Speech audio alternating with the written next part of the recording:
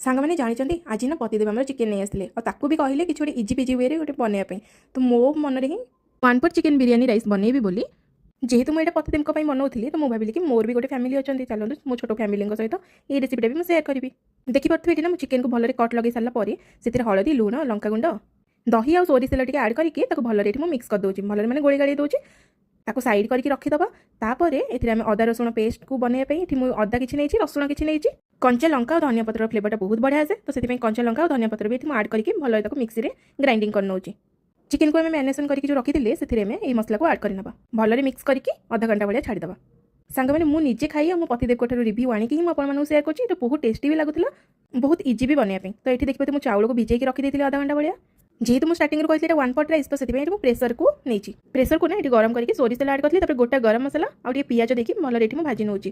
ପିଆଜ ଟିକେ ହାଲକା ଗୋଲ୍ଡେନ୍ ବ୍ରାଉନ୍ ହେବା ପୂର୍ବରୁ ଆପଣମାନେ ନା ଚିକେନ୍ ମସଲା ଆଉ ଚିକେନ୍ ବିରିୟାନୀ ମସଲା, ହଳଦୀ ଟିକେ, ଲଙ୍କାଗୁଣ୍ଡ ଏଇସବୁକୁ ଆଡ଼୍ କରିକି ଭଲରେ କଷି ନେବେ। ହାଲକା ଟିକେ କଷି ହେଇଗଲା ପରେ ଏଠି ନା ମୁଁ ଦହି ଟିକେ ଆଡ଼୍ କରିଛି। ଦହି ନା ୟା ଫ୍ଲେଭରଟା ବହୁତ ବଢ଼ିଆ କରିବ, ମସଲାଟା ଟେଷ୍ଟି ଲାଗେ। ଏଇ ମସଲାର ବାସ୍ନାଟା ଏତେ ମହକୁଥିଲା ଯେ ପେସେନ୍ସ ଆମର ରହୁନଥିଲା କେତେବେଳେ ବନିବ ଆମେ ସାଙ୍ଗେ ସାଙ୍ଗେ ଗରମ ଗରମ ଖାଇବୁ। ଏଠି ଆପଣମାନେ ଦେଖିପାରୁଥିବେ ମୁଁ ଚିକେନ୍କୁ ଆଉ ସେ ମସଲା ଫସଲା ସବୁ ମିଶେଇକି ଗୋଳେଇକି ଭଲରେ କଷି ନେଇଛି। ତାପରେ ଏଠି ଗୋଟେ ଆଳୁ ମୁଁ ଆଡ଼୍ କରିଥିଲି। ଆମେ ଯେହେତୁ ଓଡ଼ିଆ, ଆମକୁ କ'ଣ ଆଳୁ କୋଉଥିରେ ନ ପଡ଼ିଲେ ଭଲ ଲାଗେ? ଖାଇଲେ ବି ମନ ଶାନ୍ତି ହୁଏନି।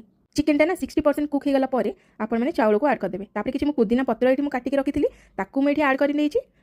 ଏଠି ନା ମୁଁ କେଶରକୁ ବି ବତୁରେଇକି ଅଧଘଣ୍ଟେ ପୂର୍ବରୁ ରଖିଥିଲି, ତାକୁ ବି ଏଠି ମୁଁ ଆଡ଼୍ କରି ନେଇଛି।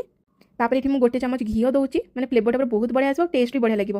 ଭାତଟା ବି ନା ଗୋଟେ ଗୋଟେ ରହିବ। ସ୍ୱାଦ ଅନୁସାରେ ଲୁଣ ଆଡ଼୍ କରିକି ଆପଣମାନଙ୍କୁ ଯେତିକି ପାଣି ଦରକାର, ସୁଖା ଟିକେ ଯେମିତି ରହିବ ଚାଉଳଟା, ସେଇ ହିସାବରେ ଏଠି ମୁଁ ପାଣି ଦେଇଛି। ତାପରେ ପ୍ରେସରରେ ସିମ୍ ଆଞ୍ଚରେ 2ଟା ସିଟି ଲଗାଇଦେବେ। 2ଟା ସିଟି ଆସିଗଲା ପରେ ନା ଯେତେବେଳେ ପ୍ରେସରର ଢଙ୍କଣଟା ମୁଁ କାଢ଼ିଦେଲି, ଏତେ ବଢ଼ିଆ ବାସ୍ନା ହେଉଥିଲା ଆଉ କେତେ ଗରମ ବାମ୍ଫ ଆଉ କେତେ ସୁନ୍ଦର ଦେଖାଯାଉଥିଲା ଦେଖିପାରୁଥିବେ। ଭାତଟା ବି ପୁରା ଗୋଟି ଗୋଟି ହେଇଥିଲା, ପୁରା ବିରିୟାନୀ ପାଇଁ ପୁରା ପରଫେକ୍ଟ। ତ ମୋର ଏଇଠି ତ ବନିକି ରେଡ଼ି ହେଇଯାଇଛି, ଆପଣମାନେ ନିଶ୍ଚିନ୍ତ ଏମିତି ଘରେ ବନାନ୍ତୁ, ବହୁତ ହି ଟେଷ୍ଟି ଲାଗୁଥିଲା। ସାଙ୍ଗ ଭିଡ଼ିଓଟି ଯଦି ଭଲ ଲାଗିଛି ନା ଲାଇକ୍, ସେୟାର, ସବସ୍କ୍ରାଇବ୍ କରିଦିଅନ୍ତୁ। ରହିଲି ସାଙ୍ଗମାନେ, ଜୟ ଜଗନ୍ନାଥ।